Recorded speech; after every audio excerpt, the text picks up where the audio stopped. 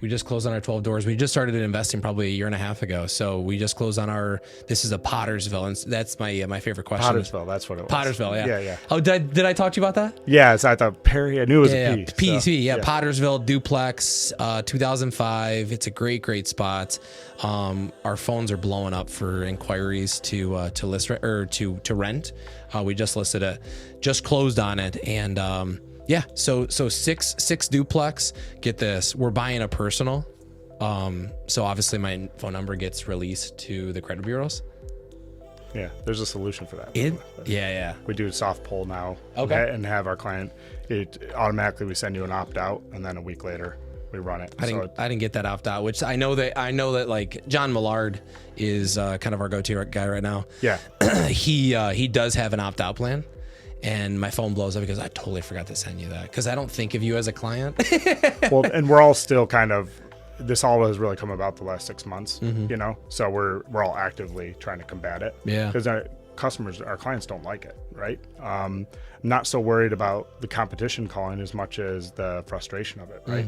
So yeah, it doesn't, and I live this world, so I'm not too worried about that. But to your point, if I'm a nurse, if I'm a teacher, and that's happened to me, it's probably not not fun. Yeah, better customer experience will be to eliminate it. So we're all trying, and it's not perfect yet, but you're seeing more and more. I think like your big, like United Wholesale just came out with something they're doing. Credit to my guy who runs our bank. We were on top of it and rolled it out like a month ago, which is, for being a community bank, pretty cool. Yeah, heck yeah. So so we're proud of that. It's a good solution. We still get all 3 scores. We can still run all the underwriting, the automated underwriting that we need to. It's amazing because it just never was an issue until the industry really slowed down. Yeah. There are also a couple changes that happened which are causing it when those get released. So, but that's what they said the other day too. It said back in 2020 you would have never have gotten more than 1-2 phone calls because everyone was so busy doing refis. And we're kind of in a phase where, I mean, the industry is still pretty fat. You know, there's a lot of call centers that are still staffed. A lot. So that's the calls. I call them internet chop shops when I'm talking to my clients. Yeah. Sorry, they're going to be calling you, but yeah, like I said, now we're combating it. But being proactive. So I had a video podcast yesterday with a guy by the name of Matt Farnham. Great guy. He's out of Vegas. He's with the Tom Ferry ecosystem, and his big slogan is "Uncertainty creates anxiety." So, not that a bunch of phone calls are going to make somebody anxious, but it's about being proactive and having a plan and having a process so these clients have a better expectation of what we're doing moving forward. So versus, let's say you don't combat that up front, and then all of a sudden their phone gets blown up by 20 or 40. It's about the customer experience. Yeah. So the fact that Independent Bank is saying, hey, we got to figure this stuff out and implementing that process so you avoid that and create a better customer experience that makes happy customers, that makes happy referrals, that makes repeat business, period. Right. And that's the difference, I think, of a lender that's been doing it for 20 years or a lender that's been doing it for 2 years. And if a lender that's been doing it for 2 years wants to do it for 20, 30, 40 years, that's the thing that you have to pick up on, not from like a bank standard, but even customer experience. So, you know, what are ways, and not necessarily talking about it, but what are ways that you think that you're doing to elevate that customer experience outside of some of those systems and process within Independent Bank? You know, why are people calling Matt? Yeah, I mean, I think that's always got to be the focus, right? Improvement. When we go back to where we started, right, with the abundance, the growth, improvement, but improving the customer experience is our number one focus. It has to be. That's where you start, okay, and then that's where you're going to finish, really, right? So growth comes at the end of the day off of, I mean, we continually do our job and we continually do it better. It's going to create business, right? And And these aren't new philosophies, but I think it's reminding yourself, that's mindset, right? So reminding yourself of it. Okay, what are our problems? What can we do to fix them? Yeah. What can we control? What can't we control? Focus on things you can control and make them better, right? Yeah. So I think too many agents too, and I can't speak for lenders, but too many agents are not willing to maybe not necessarily put in the work, but control the things that they can control and control them very, very well. So it elevates and changes that customer experience. That's just my perspective. But again, too, like the reason that we get phone calls and our phones kind of, still ringing off the hook is customer experience, but also just reputation and the ability to close files. I don't think that we're doing anything different than anyone else is doing, but we're just doing it at such an elevated point. And to you as well, and Brent as well. Consistently, right? Consistently, yeah. So it's the same customer experience throughout. And again, that's what bleeds into referrals, repeat business, so on and so forth. And actually, I don't know where Brent would put his business, but I bet you he he has a crap ton referral business based on what I'm just kind of seeing. There's a reason for that. The same things that you guys are always talking about, the same things that we're trying to do in our business, and take notes. Don't reinvent the wheel. Just use the wheel you got and use it to the damn best ability that you can, and make sure that you're doing a better job or a better product than anybody else out there. So, let's jump onto the interest rates. I don't even think it's currently a problem for us in my mind when it comes to buyers and even sellers to sell. I'm approaching that as big picture and short picture. Again, short term. I understand it makes the job a little bit harder to do, but what does the future hold for us in terms of rates going back down, refinancing? And at the end of the day, if you have to buy, you have to buy. Or if you have to sell, you have to sell. So are you having conversations with agents or within the bank about how to object or handle objections through the rise of interest rates or the volatility of interest rates? Yeah, I mean, it's probably the main topic, right? Right now, I think, even just a month ago when rates were getting into the high fives again, that you did see the market start to perform a little better. I think it will function in the fives normal, right? And then they jumped up, and we can see some changes. So we know they're impacting, consumer behavior and the market overall. Today it's a good time to talk about, because rates right now are dropping as we speak. Yeah. So the 10 years down 25 bips. So another potential bank failure. So would that be 4 banks or 3 banks? That would be 4. 4 banks. I don't know that it's Credit Suisse is the name if they're there yet, but yeah, it's still. What is that right now? So this is Mortgage News Daily. 10-year Treasury is 3.436. So going down today. Yesterday was kind of going up a little bit, and I don't know what you see versus what I see. I just kind of use this as a metric. Obviously, we're going to be a little bit higher than that, but 6.75 at this point in time. Yeah, it's going to be lower. Lower? I mean, more like 6.25. Okay. As the day goes, it was more like 6.5 yesterday. It's tough to keep up on so I use MBS Live, which is Matt Graham, who does Mortgage News Daily, and he's great. You'll see those rates all of a sudden change. So those average rates take a while to catch up with where the market actually is. But I think again, back to the topic of how you combat it, the customer's fear, I think facts versus fear, like I started with. And you hear the phrase, right, marry the house, date the rate. Well, that's fine. The problem often is people are scared of dating. They don't really understand the full risk or what the risks are. And the hardest time to see opportunity, right, is when you're scared or there's fear. And most of that will come with just because of lack of knowledge or being educated on the true risks, the true opportunity. So I think I don't shy away from it. So it's the elephant in the room, right? So if this isn't a topic with the client, hey, where rates are now, where we think they're going, you don't make promises, right? We educate them. I have a client that I send a snip of what mortgage-backed securities are doing every day. He grabbed onto it, and he wants that education, and it's made him more comfortable, right? You're more comfortable with where everything is at because you understand and know the market, right? Our clients hire us for that, but when there are things that especially the way the media and the news is, they're seeing there's a lot of fear being pushed down, right?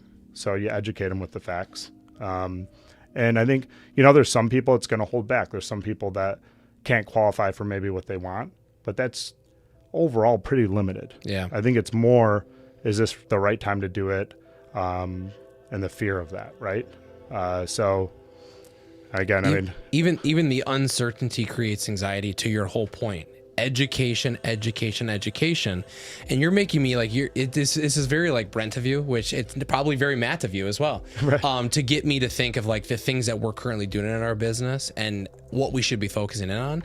And if I've said it once, I've said it a million times, and Pat as well, we really try to drive home this educational piece. So at the end of the day, the buyer or seller really knows exactly what they're saying yes to, versus I think sometimes agents will just pull them through the transaction. And at the end of the deal, they'll go, what just happened? Versus really driving home this educational period to understand value. Maybe not so much rates. I rely on the professionals for that one, but value. I can tell somebody this house is worth $400,000 all day long, but until they actually realize that it's worth that to them, it's obviously an uphill battle. And I think it takes about 5 to 8 homes for somebody to really walk out of a house that they truly love to go, that's worth that. So, comps aside, and you're going to see enough homes as a consumer to realize what you want, what you don't want, and what you want to pay for it. That's the hardest part, is getting them to realize that value. At the end of the day, we can write bullshit offers all day long, but we want to write offers that are actually obviously going to win you the home. And that's the advice I'm going to give. Not let's do this just to do this, but let's do this because I think this is exactly what's going to win us the home.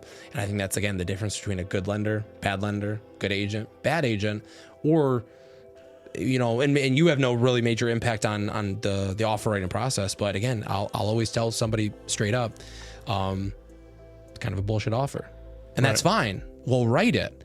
This is where I think you should be. And obviously, I can't say that offer 1, but I can say that offer 5. Hey, Chris, where do we think we are in terms of competition?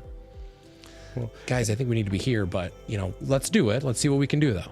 And you've built their trust there, right? So you've educated them. Sometimes it takes a few offers, right? If you cram it down their throat too early, right, and they lose, but you've built trust by educating them, right? So that's, and if we're taking on that role and teaching them, right, and whether for you the offer writing process, interest rate's number one topic on our end right now, then if they decide they don't want to do anything right now, we can't tell them it's the perfect time, right? Mm-hmm. We can show them examples of success. We can show them a blueprint of what we think could happen and how it will help them.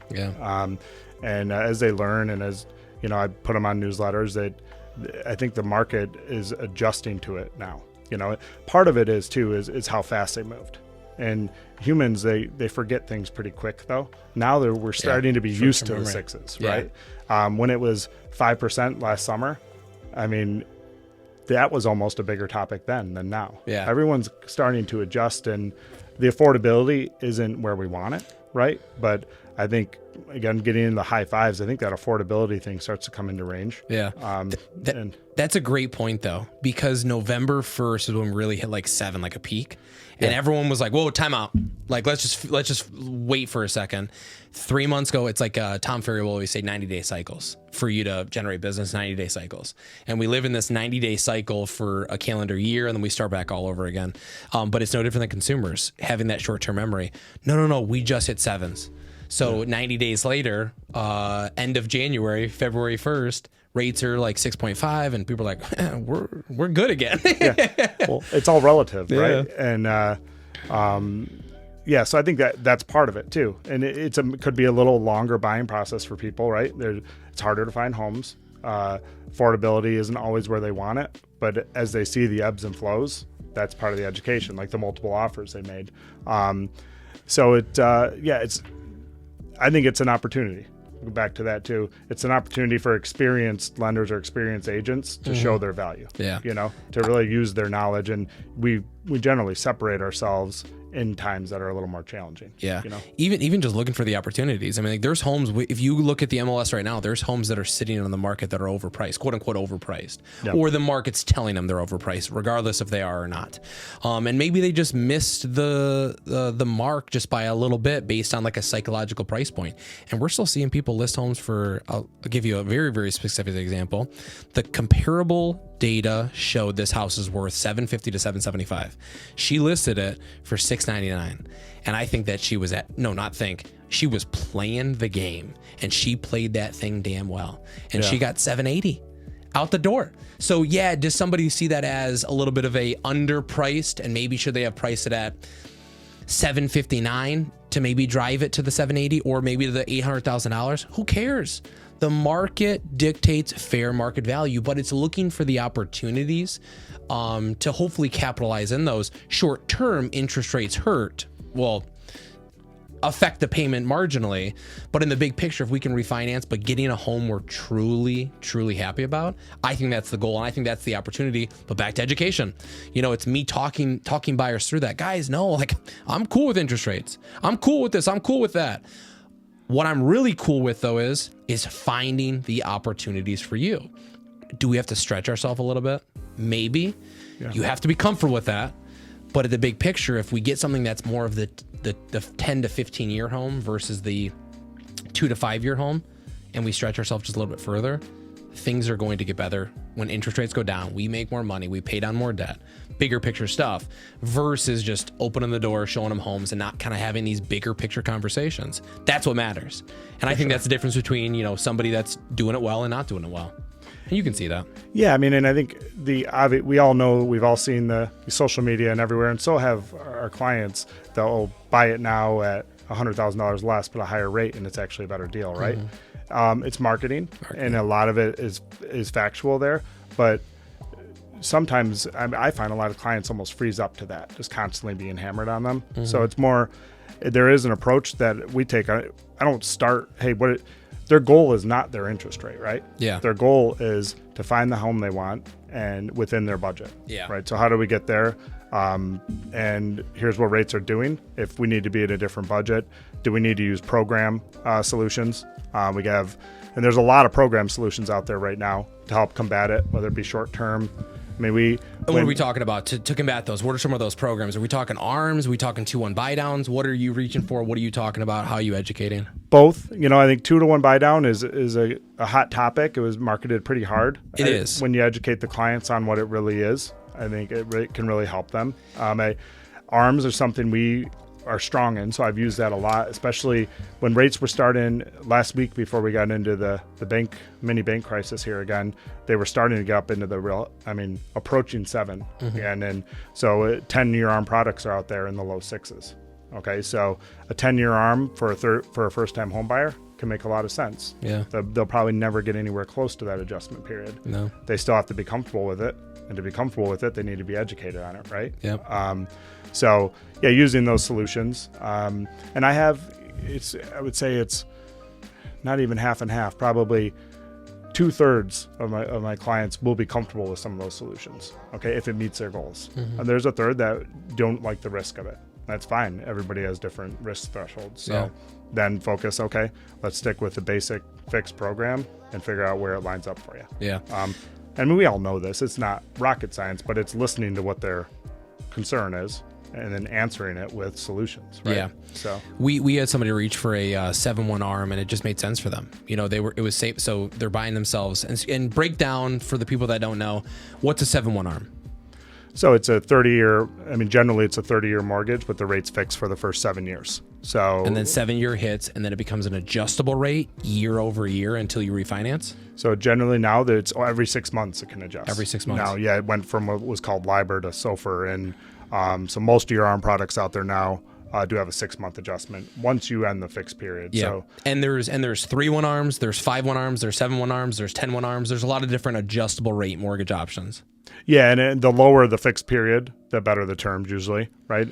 So if we're at a 3-1 ARM, we might get a 5.75. If we're at a 10-1 ARM, we might be at 6.25, as an example. It's a good example, yeah. Okay. And like I said, it's been a good solution for some people. Some people don't want any part of it. And not to beat a dead horse, but it goes back to there's a fear of ARMs, right? There's a fear of, they were a part of the housing collapse 15 years ago. Okay, but they weren't conforming ARMs like this. They were completely structured differently. They had prepayment penalties. Most of them were done as 2 years. Okay, so educating clients on that, them becoming comfortable with maybe the solution, and then allowing them to to do what they want to do. It's been a good tool. That was going to be my next question is how were they structured from 2005, 2010, but you already answered it. Mostly 2 year. And is that where people got in over their head when things started to going from bad to worse? Those adjustable rates put them out of affordability, and then they said, oh, shit. Yeah, what would happen, what a lot of people were doing is refinancing them every couple of years. Okay. And when values changed very quickly, they couldn't get out of them. And so then they adjusted up, and they had prepayment penalties, and it snowballed from there. And they were being used as the only, so back then also we could qualify off the 2-year rate. Okay. Now any lender that's doing an ARM, we're qualifying them, anything under 5 year or under 7 years, we're qualifying them off an adjusted rate. Okay. But they didn't qualify once they reached that period with those subprime structured ARMs, and it snowballed from there. Right. It was one of the main sources. And when you say they wouldn't qualify, that meant they probably shouldn't have gotten that mortgage. Yeah. So a lot of people got mortgages they shouldn't have had. That's not how ARMs were intended.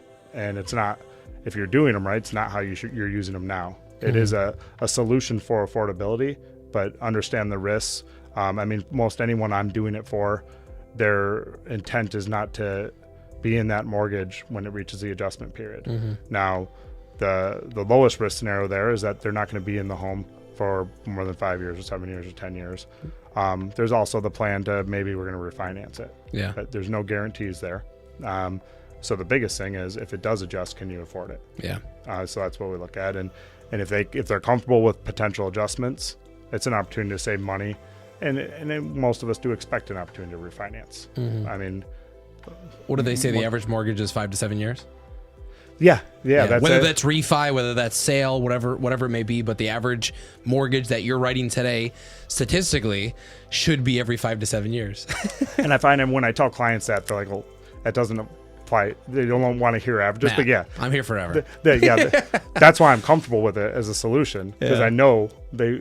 And shoot, I mean, we've been in a refinance boom, I feel like, for 20 years, you know? So people have been in their mortgage. That number has actually been dropping a lot, you know? Okay. Now, is that number going to change with all the people that are locked into 3% right now? That's where I was just going to kind of like get your thoughts on, because I think that's the bigger, crazier question. And I've always thought about it as the people that have bought at 3%, and that's a general population. But what about the people that refinanced to down to that 3 or 3.5? There's probably a lot of mortgages out there right now with a 3% interest rate. Is there a number? Like, does the United States of America have a number on that? How many mortgage holders have less than a 4% interest rate currently on their mortgage? That's the bigger stat. And will we see homes with those rates come up in the next 5, 10, 15, 20 years? That's the bigger question mark. And me and you will look back in 20 years and go, wow, it was more or less than we thought. Yeah, I think Is there a number on that though? You know, and I don't want to quote it, but it's high. It's somewhere like in the 70% range. 70% have maybe less than a 4% interest rate currently on the mortgage. That's what I recall reading. I don't want to quote it, but it is. No quotes here. Most people refinanced. I mean, if you didn't, what were you doing? Yeah, you weren't being served right. Yeah. So, I mean, most people refinanced during that period, and then obviously people bought their homes, locked those in. And I think it will be interesting just to see, you know, behavior of a lot of these people are still going to outgrow their home. Okay, they're still going to want to change school districts or have job change. So there's always going to be the folks where they have to do it, right? But I still have people building right now that refinance their mortgage during COVID, and they're doing it right now. They're taking on, I mean, cost to build hasn't dropped that much at a higher rate because to meet their needs, or meet their goals. And it cuts out a percentage of the market. There's going to be people that it doesn't make sense to go from 3 to 6%. Yeah. But like I tell everyone that right now, those rates were artificial when they were that low. Right now, we're artificially high. Okay, this is where rates are being pushed up on purpose. To combat something. Yeah. Inflation, trying to bring that back down. So once we kind of stabilize again, that's where I think that, and I don't have the crystal ball, or I should not make decisions for the rest of the world. I understand we're combating inflation, but when we started going up high, I was like, the government should just lock in interest rates at 5% to infinity. Never go up, never go down. It's at 5%. That's a fixed number. But is that how our economy works? No. So it's a seesaw, and usually they raised rates too fast, too high. They probably pushed rates too low for too long, and allowed prices to keep ballooning on us through COVID. And it was we hadn't been through COVID or pandemic in the modern era before, Yeah. So it was, I would say, and I think there's a lot of opinion out there that we overstimulated it, right? We caused a lot of this inflation, and there was some factors like the Russia and Ukraine that came that we didn't quite expect, right? But at the end of the day, right now rates are artificially high, just like they were artificially low.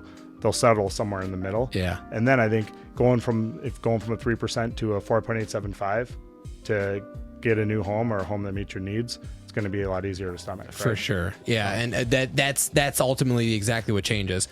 Upsizers needed an upsize, and downsizers that need to downsize. That home at some point in time will not make sense for you. It just comes down to that question mark. When is that?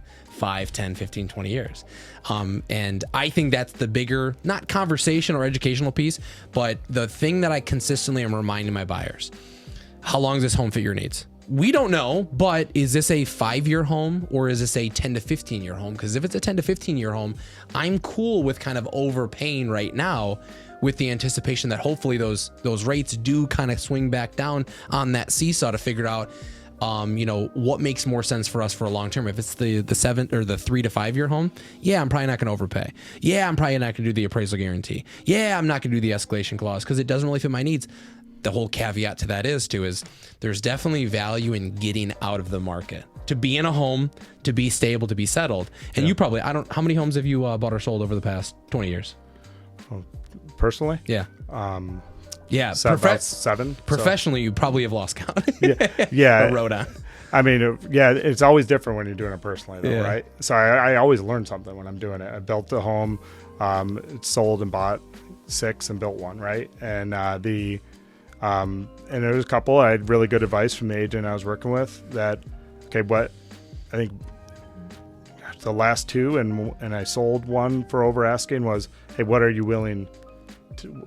What will you be upset if you lost it? Yeah. Right. So how much should I go over list? Right. Well, what's the number that if you don't get it, you're going to be upset, or if you do get it, you're fine? Could be 20 grand. Yeah. And I say buy in the big picture, guys. The difference between winning and losing in I always kind of say 30-year mortgage.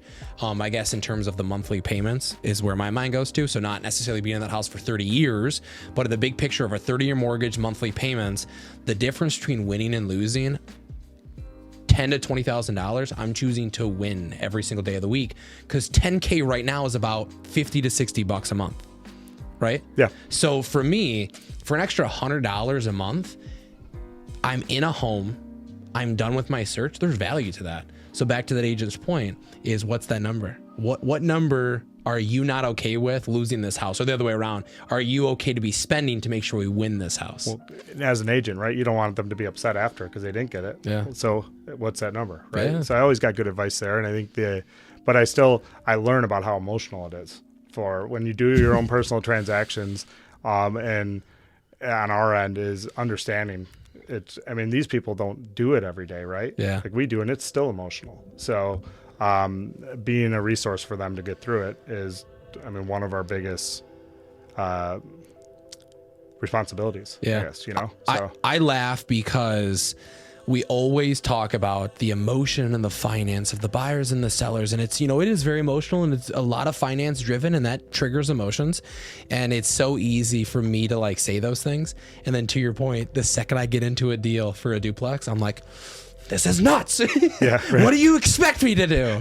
And then I take a step back, and I'm pretty level headed and, focus on the numbers, and I'm not here to nickel and dime. I'm here to be very, very fair and find the win-win for all parties, because I do want the deal at the end of the day. And the duplex specifically, list price was $215, and I ended up having to pay $235. But I was cool with that because it was a win-win for all parties and it made sense. But throughout that, me making adjustments to accommodate to the seller, there were times where I was what do you mean I have to do these things? It's quick to have that reaction. Yeah. So realizing that, well, when we get into them, it's a good lesson for us. And I love bringing it up to buyers and sellers that I'm buying things or I'm selling things. Because like, guys, I'm in the trenches with you too. I don't just say I understand what you're doing.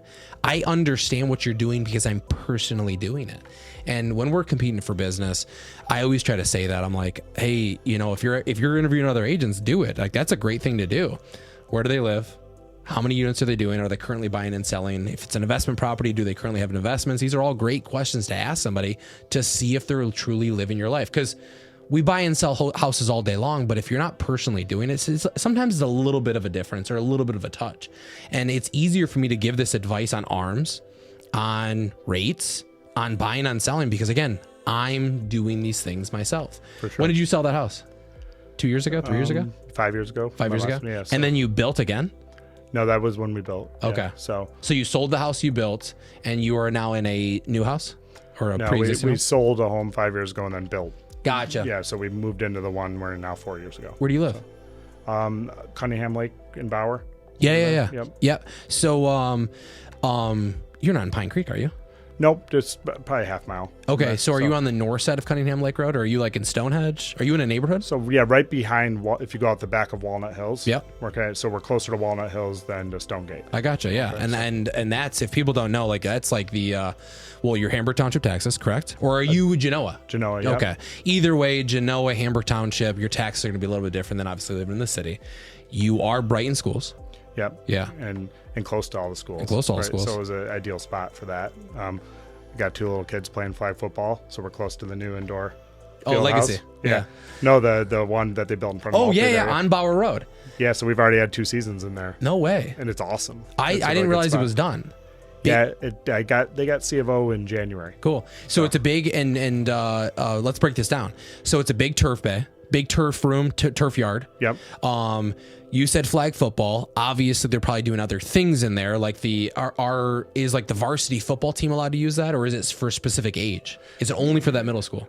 No, it's. I mean, I saw it looked like high school girls lacrosse going in there because I drive by it every day. So, I mean, there's different slots. I think, it's for the public school programs. Yeah. But these are all in my age group. I mean, it's not through the school system yet. It's called NFL Flag, and there's travel teams and all that using it. So they keep it.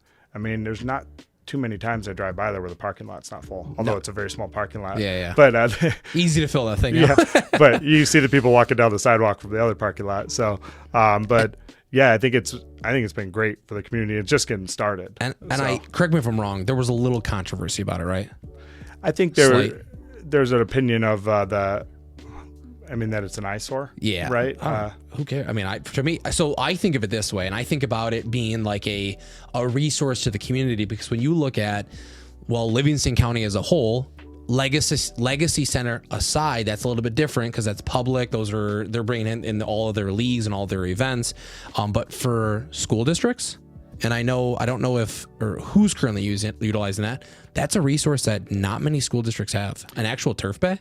I could tell you. You can call it an eyesore, but if I'm looking to buy a home with kids in Brighton, I'm going to think it's an awesome thing to have, right? Oh, and even if I'm right there, I'm a subdivision next to it. Yeah, I don't see it as an eyesore. I see it as awesome. We have this, I see it as a resource. I see it as an opportunity. I see it as nothing but people love Brighton School District already. And I think it's another sales point. We got a turf bay. And it's great. And how they set it up, it's a different topic, right? The location and the parking lot and that. But I've used it every Sunday since it opened with my family, and works fine. How old are your kids? 7 and 5. 7 and 5. Okay. So that would be like first grade and maybe preschool? Second in pre-K, yep. Second in pre-K. They both have, there's NFL Flag starts at pre-K. Okay. So they both play in it on Sundays. So.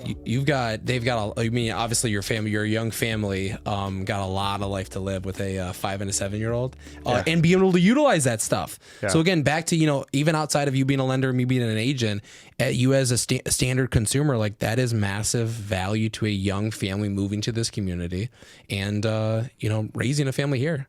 So, For sure.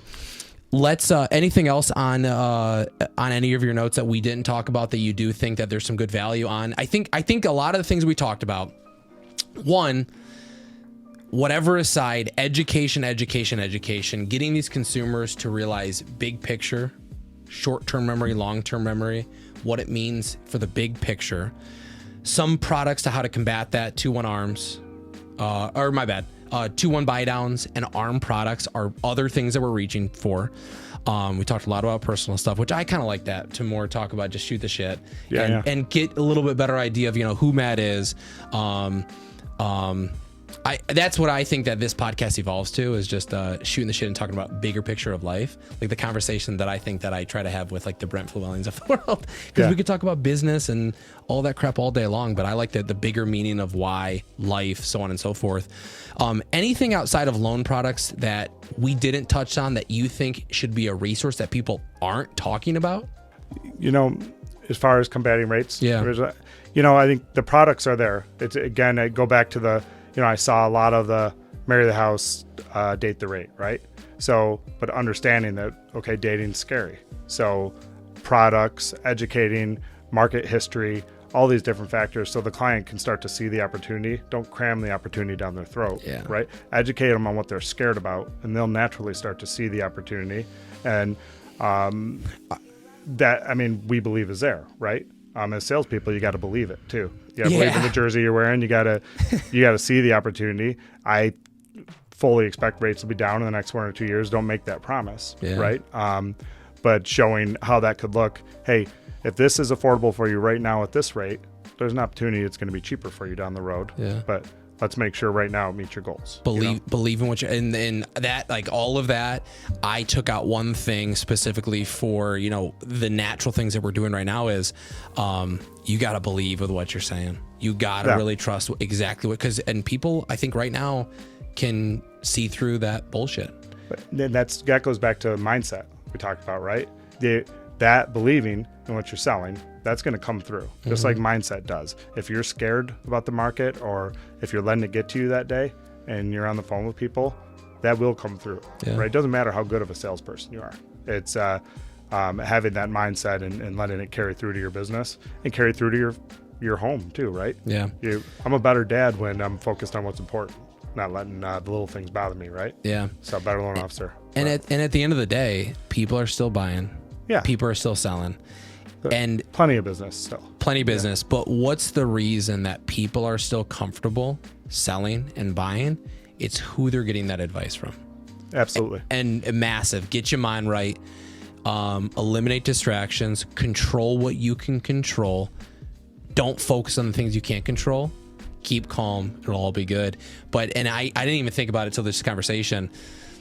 The people that are getting out of the market, or have got out of the market over the past 2 years for buyers, they might have been educated wrong into waiting for those opportunities or waiting for a change in the market. And then look where we are now. 6.5 interest rates. Inventory is still ultimately very, very low. Affordability has completely changed for people. Prices have not plummeted to the face of the earth. And it's still very competitive. So I've gotten a lot of people over the past are now coming to us and saying, hey, we've been working with this agent for 2 years. We need a little bit of a change of pace. And we're a bit frustrated. We wish we would have been told to overpay in our mind back then 2 years ago or a year and a half ago, get these homes under contract. I would have had a better house, a better interest rate, peace of mind. And it all starts with education. You can't control the future or the past, right? So, knowing what the opportunities really are right now, and then you're going to be able to act on it when you're educated, right? So it's, like I said, I think great agents like yourself, good lenders, they're going to separate themselves in this market because they're going to take the time to do that, and they're not going to be scared by the market because they're going to see the opportunity. It shifts. What do they say?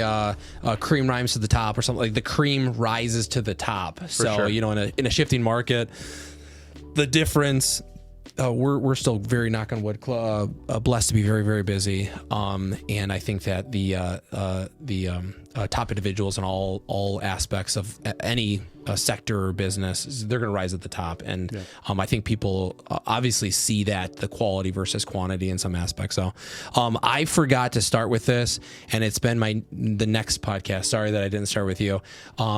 Who are you? How can the people get into contact with you? And what's the best way to reach out? Yeah, so Matt Sitterlet, Independent Bank. Best way to reach out is, give us a call or text us, email 734-904-8605. Any little bit of a blurb on Independent Bank? Obviously you're a smaller bank, which I think is a great thing. They're all local lenders, but any blurb on Independent Bank, who you guys are? Yeah, so we've been headquartered in Michigan for 150 years, which is kind of unheard of. What? So we've been around a long time, headquartered in Grand Rapids. We opened this Brighton actual bank branch over by Myers on First Street now 2 years ago, and that was based on our group of lenders. We joined Independent Bank in this market 6 years ago. So we were able to build enough of a presence where it made sense to open the bank branch, which was our goal. The bank supported us, built there. So community banks, there's different models, right? Commercial. So a lot of our model for growth has been around mortgages and commercial too. We got one of the top commercial guys in the branch with us now there. Yeah. A younger guy who's a real go-getter, has helped a lot of the local businesses. So I think community banking, when you're doing it right, you really do have a focus on trying to improve the community, So and Independent Bank's been amazing. And that's the difference, and that's the apparent difference and the obvious difference. And what we're saying is local. Like the difference between winning and losing sometimes is local agent, local lenders. But then too, it's just customer service. And at the end of the day, I'm not just saying this, but at the end of the day, you put a mortgage cost breakdown in front of Matt Sitterlet, I'm sure you're going to go to bat and win that deal. I think a lot of the times you have a little bit more flexibility than some of these larger banks. I just don't like the larger banks, just my 2 cents on it. But I think that if you go up against, and actually, correct me if I'm wrong, when you see a breakdown from Rocket Mortgage or Bank of America, you were like, hell yeah, we're going to win. Yeah, those are fun ones, right? I think what it boils down to in the mortgage world a lot with a larger bank or a Rocket versus a community bank is a lot more layers. And those layers are where clients run into issues that they shouldn't, right? You run into delays that you shouldn't. Non-local appraisers, all those things come into play. And the lack of layers and the focus on it actually serving the community it's the basis for it, and it still exists. So it's serve, and that's a great way. We'll just end it all right there. Serve, not sell. Focus on education. Know what you're talking about. Believe what you're talking about. Put it into to the clients. And you're gonna have not have to worry about combating interest rates, because again, I don't feel like it's a conversation I've had to have in the past 3 to 4, 6 months. Maybe it's from what we're saying that puts into that confidence, and exactly what you're saying is serve, not sell, and educate those clients, and we'll all be good. Just wait for the seesaw to come back to level just a little bit more. And then there'll be new opportunities. So, right. Thanks for coming on, man. Yep. I appreciate Good stuff, Chris. Thanks again for tuning in. Beyond the Keys, Pat Lotz Podcast. We'll see you guys in the next one. Thanks for watching. Make sure to use those like, comment, and share buttons below. And don't forget to follow us on Facebook and Instagram, and subscribe to our YouTube channel at Pat Lotz Real Estate for more helpful home buying and selling tips. Want a free comparable market analysis? Scan that QR code on your screen or visit our website at www.patlotz.com and fill out the request form. There's lots to love in Livingston County.